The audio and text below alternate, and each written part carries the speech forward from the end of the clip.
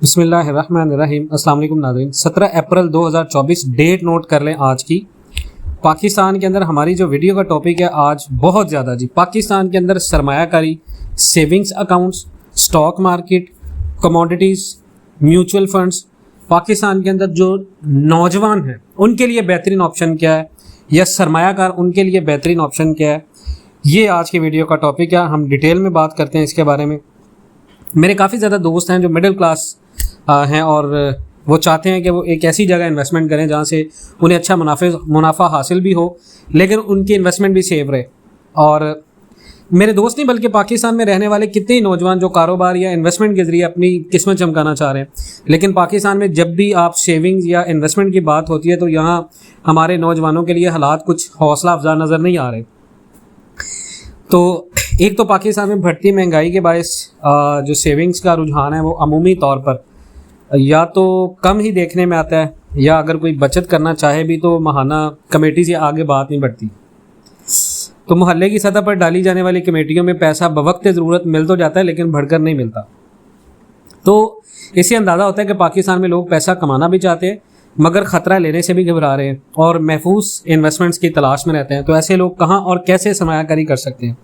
कमाना भी चाहते हैं मगर ख़तरा भी नहीं लेना। तो इस वीडियो में ज़ाती कारोबार से लेकर सेविंग्स अकाउंट, स्टॉक मार्केट, सोना, म्यूचुअल फंड्स, सिल्वर, इन्वेस्टमेंट और इसके साथ साथ कमोडिटीज़, चीनी, दालें, चाय, सिगरेट, पानी वगैरह, इसमें इन्वेस्टमेंट जैसे मुख्तलिफ ऑप्शंस पर हम बात करेंगे। देखिए, सबसे पहली बात तो ये है कि ख़तरा ही सरमायाकारी की बुनियाद है। सरमायाकारी में जो सबसे बेसिक आंसर है ना वो रिस्क या ख़तरे का है और अमूमी तौर पर कहा जाता है कि ये रिस्क जितना ज़्यादा होगा मुनाफे का इम्कान उसकी शरह भी उतनी ही ज़्यादा बढ़ जाती है। इसकी मिसाल आप सेविंग्स अकाउंट और स्टॉक मार्केट में इन्वेस्टमेंट की मदद से लेने की कोशिश करते हैं। देखिए जी, किसी भी बैंक में अगर आप सेविंग अकाउंट्स ओपन करवाएं तो बैंक की तरफ से आपको हर माह एक मखसूस एक्सचेंज इंटरेस्ट रेट के हिसाब से मुनाफा अदा किया जाता है। लेकिन अगर मॉनेटरी पॉलिसी के तहत फिक्स की गई मुल्की शरह सूद पॉलिसी रेट जो इस वक्त पाकिस्तान में 22% है वो कम हो तो ये मुनाफा भी उस हिसाब से कम होता जाता है। तो सेविंग्स अकाउंट का फ़ायदा ये है कि आपको इसमें कुछ काम खुद से करना नहीं पड़ता। आप इसमें रकम जमा करवाएं और फिर चाहे 1000 रुपये मुनाफा है या 10,000 रुपये या 1 लाख रुपये, इसमें आपकी मेहनत नहीं लगती और इसमें ख़तरा कम है। इसके मुकाबले में अगर आप स्टॉक मार्केट बात करें तो वहाँ पर आपकी सेंस और स्किल से इन्वेस्टमेंट आसान नहीं है लेकिन नामुमकिन तो बिल्कुल भी नहीं है, क्योंकि इसमें पैसा लगाने से ये पहले सोच लेना चाहिए कि यहाँ पर आपको ज़बरदस्त मुनाफा हासिल भी हो सकता है मगर आप ज़बरदस्त नुकसान के लिए भी तैयार रहें।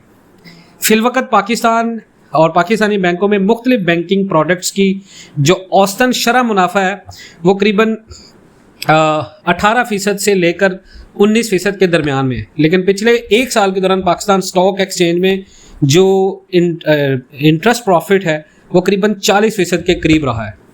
तो ये बात वाज़ह करना ज़रूरी है कि सेविंग्स अकाउंट के कंपैरिजन में स्टॉक मार्केट की जो एक्सचेंज ऑफ प्रॉफिट की इंटरेस्ट रेट रेशो है वो मुकम्मल तौर पर इस बात के ऊपर डिपेंड करती है कि आप कौन सी कंपनियों के शेयर्स खरीद और बेच रहे हैं। स्टॉक मार्केट में इन्वेस्टमेंट बजाते खुद मार्केट में नहीं बल्कि वहाँ बहुत सारी कंपनियों में की जाती है। तो इसका मतलब ये नहीं है कि आपको उस मार्केट में इन्वेस्टमेंट करने पर लाजमन 20% का मुनाफा मिलेगा।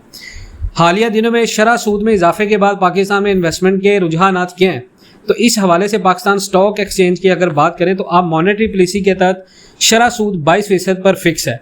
तो लोग इन्वेस्टमेंट के लिए बैंकों के अलावा दूसरे रास्तों पर जा रहे हैं जिनमें स्टॉक मार्केट शामिल है और स्टॉक मार्केट 70,500 की हद को अबूर कर चुकी है।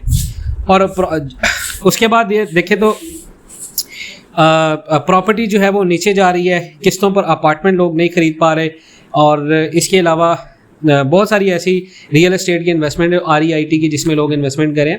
उसके बाद जी शेयर्स के बिज़नेस में नौजवान ख़वातीन का पाकिस्तान में ये एक आम सी बात है कि यहाँ की स्टॉक मार्केट में ब्रोकर्स और ट्रेडर्स की अक्सरियत मर्दों पर मुश्तमिल है और मुल्क की कारोबारी मंजरनामे पर वैसे तो ख़वातीन कटी कंपनियों में आला ओहदों पर काम कर रही हैं मगर इस मार्केट में वो इतनी नज़र नहीं आ रही। अगर आपकी माहाना बचत 50,000 रुपये है तो ये देखें कि पाकिस्तान की स्टॉक मार्केट पिछले 10 साल से अच्छा मुनाफा दे रही है और जो माहाना 2% तक भी हो सकता है। तो ऐसी सूरत में ग्रोथ शेयर्स यानी ऐसी कंपनियों के शेयर्स खरीदे जा सकते हैं जो तरक्की कर रही हैं। जैसे हाल ही में पाकिस्तान में सऊदी अरब की इन्वेस्टमेंट आ रही है $5 बिलियन की रेकोडिक प्रोजेक्ट में तो रैकेडिक में माइनिंग कंपनीज हैं, जितनी भी माइनिंग कंपनीज के अंदर अगर आप इन्वेस्टमेंट करते हैं तो डेफिनेटली वो आपको बहुत ज़्यादा फ़ायदा दे रही है। इसकी मिसाल वो सीमेंट और स्टील के सेक्टर से देते हैं कि लास्ट टाइम पे पीटीआई की हुकूमत की तरफ से ऐलान करदा जो तामीराती शोबा था उसके लिए जो पैकेज अनाउंस हुए तो उसके बाद बहुत सारी कंस्ट्रक्शन कंपनीज फ़ायदे में गई थी। और इस साल जो हुकूमत चल रही है नून लीग की, इसमें माइनिंग कंपनीज, कंस्ट्रक्शन और डेवलपमेंट कंपनीज के शेयर्स अगर आप खरीदेंगे तो अगर ऐसे शोबों की कंपनियों के शेयर्स खरीदे जाएँ और उनका डिविडेंड हासिल किया जाता रहे तो ये 60 से 50 हज़ार रुपये के इन्वेस्टर्स वालों के लिए भी बहुत ज़्यादा अच्छा है। अब स्टॉक मार्केट में नुकसान से कैसे बचना आपने? स्टॉक मार्केट मुल्क की मईशत की इक्कासी करता है, जिससे मालूम होता है कि मुल्क के हालात कैसे हैं। जो बुनियादी फार्मूला इस मार्केट के पीछे कार फरमा है वो डिमांड और कंजप्शन का है। सियासी हालात, कंपनी की सूरत हाल और इस सेक्टर के हालात, मसलन खाम माल, बिजली, गैस, पेट्रोल वगैरह की कंजप्शन कैसी है, डिमांड कैसी है, तो ये तमाम तर जितने भी फैक्ट्स हैं वो मार्केट पर असरअंदाज होते हैं। मार्केट में, स्टॉक मार्केट में कामयाबी के लिए ख़बरों पर नज़र रखना बहुत ज़्यादा ज़रूरी है। उसके बाद दूसरी ये है कि सेविंग्स अकाउंट इस वक्त पाकिस्तान में शरह सूद क्योंकि कई सालों की कम ज़्यादातरीन सतह पर है, जिसका मतलब ये है कि दुनिया कारोबार शुरू करने के ख्वाहिशमंद नौजवानों को बैंकों से अपने कारोबार के लिए मुमकिन तौर पर ज़्यादा कीमत पर कर्जा मिलेगा, तो जिसकी वजह से लोग कारोबार नहीं करेंगे। तो ऐसी सूरत हाल में बहुत सारे लोग ये चाह रहे हैं कि बैंक अकाउंट्स के अलावा जो बैंक ऑप्शंस हैं आपके पास, तो आप क्या कर सकते हैं स्टॉक मार्केट पे। उसके बाद सोने के जेवरात खरीदें या बिस्किट, ये बहुत सारे लोगों का सवाल है। बिस्किट खरीदें जी, कोई भी ऐसी कन्वर्टेड आइटम ना खरीदें जो आपको नुकसान देगी। इसके बाद के जो कमोडिटीज़ की हमने बात कर ली, स्टॉक मार्केट की बात कर ली, तो पाकिस्तान में जो म्यूचुअल फंड्स हैं इनमें इन्वेस्टमेंट करनी चाहिए। म्यूचुअल फंड्स के अकॉर्डिंग जो कमोडिटीज़ हैं वो आपको बहुत ज़्यादा फ़ायदा देती है और कमोडिटीज़ ही आपके लिए बेहतर इन्वेस्टमेंट ऑप्शन हो सकती हैं। बाकी इसके अलावा इंशाल्लाह मिलते हैं नेक्स्ट वीडियोज़ में। अपना बहुत सारा ख्याल रखिएगा इंशाल्लाह। अल्लाह हाफ़िज़।